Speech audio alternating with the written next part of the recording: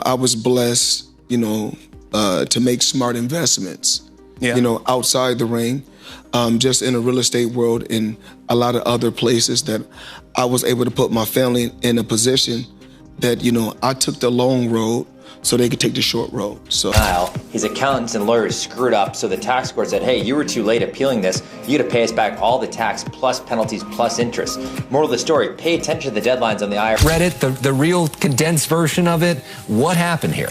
Well, so Floyd Mayweather wants his dream house, and he was looking at a $139 million property in the hills of Bel Air. Floyd Mayweather has responded emotionally to rumors about bankruptcy and a $500 million debt to the IRS. He dismissed the claims as attacks meant to damage his image, saying, "Everybody is entitled to their own opinion." He then defended his wealth, pointing to his luxurious lifestyle.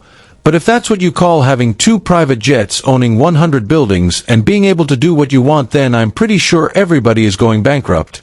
He added his words reflect pride and frustration as he tries to shut down speculation and prove he's still in control of his massive fortune and legacy. Portfolios, because I don't know the exact number, because they said if you know how much money you got, you really don't have no money. So if you know how many buildings you got, you don't really have no buildings. So I think I own right now somewhere upwards of 100 buildings or more.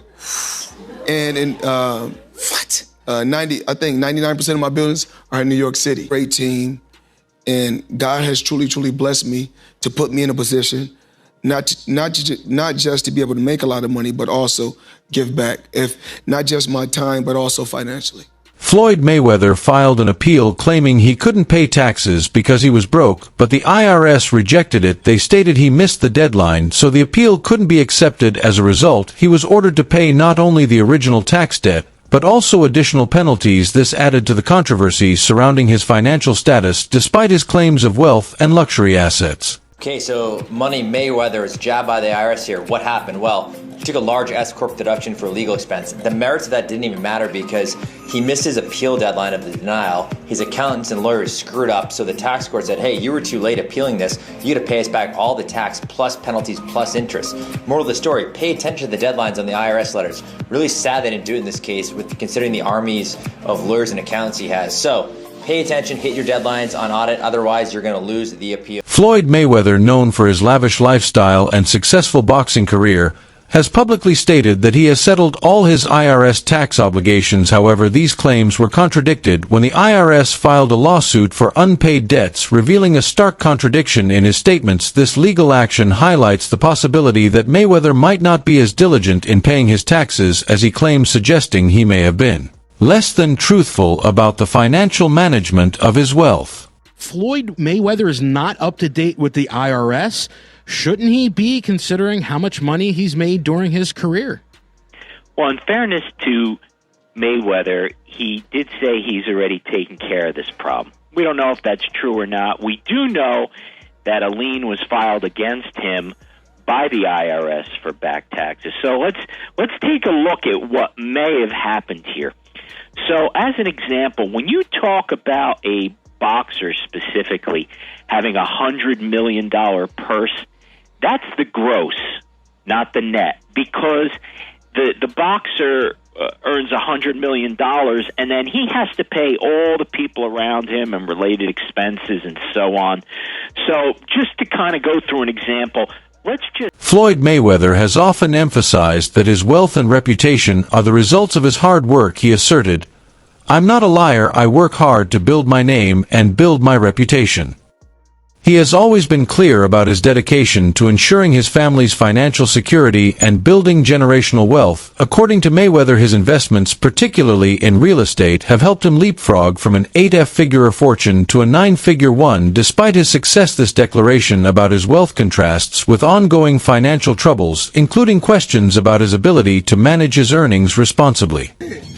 I need everybody, all the fighters all around the world, MMA, boxers, follow this man right here. We getting the job done. Money, man, and y'all know the rest.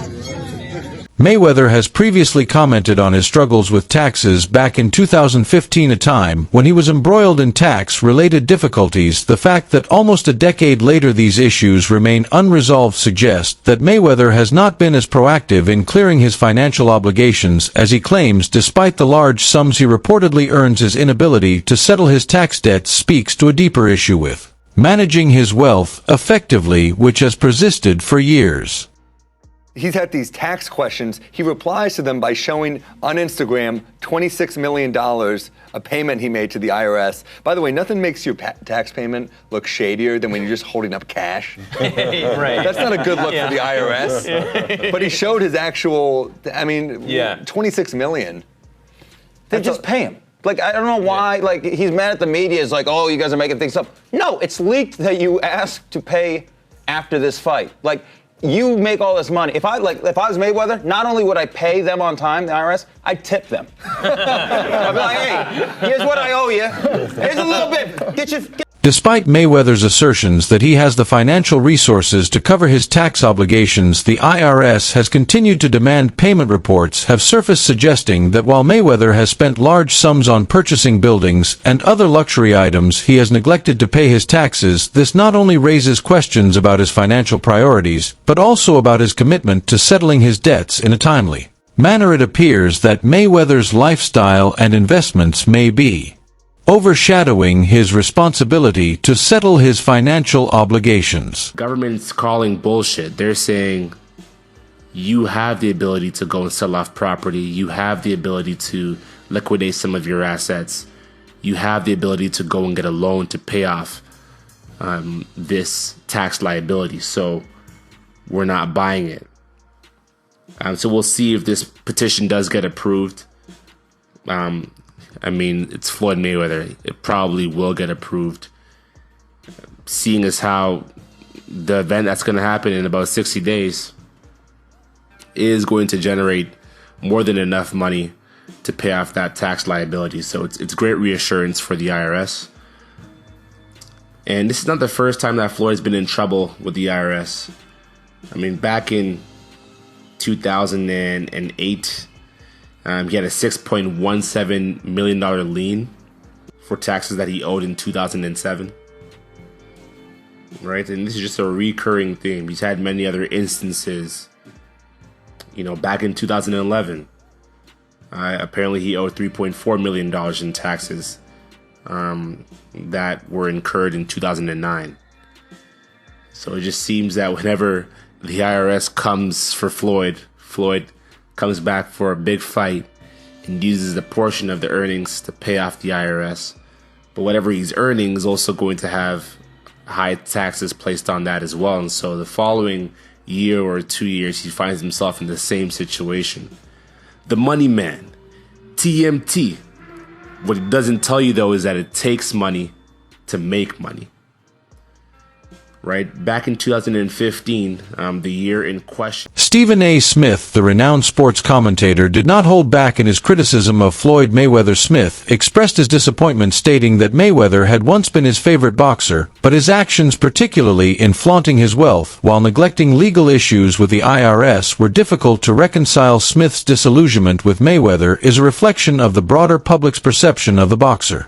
Who fought that night is fighting again, and they say that he's fighting for money. How could that be? Your team. You know, it's all about who you surround yourself with. I don't know who's his promoter. I gave him the option before. Well, me and Manny spoke before about fighting the first time. I think I offered him, 40 million. I don't know if it was, but I told him I would wire him 20 million within 48 hours. And then at that particular time, he said he wanted 50-50, and he got off the phone. And at that time, I think I was going to make for that fight probably 75 million at that time, somewhere upwards of 75 million. But it's all about timing. I took my time, I waited, we communicated.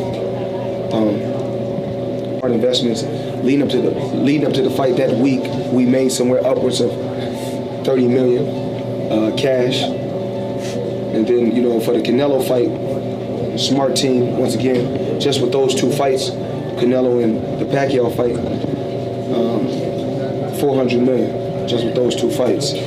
But it's all, you know, I was blessed. I think luck was on my side. I was blessed. All about timing. I came around at the right time. I was around in the 90s. Before I built my fan base, before all this social media, I had already built a fan base. It wasn't easy.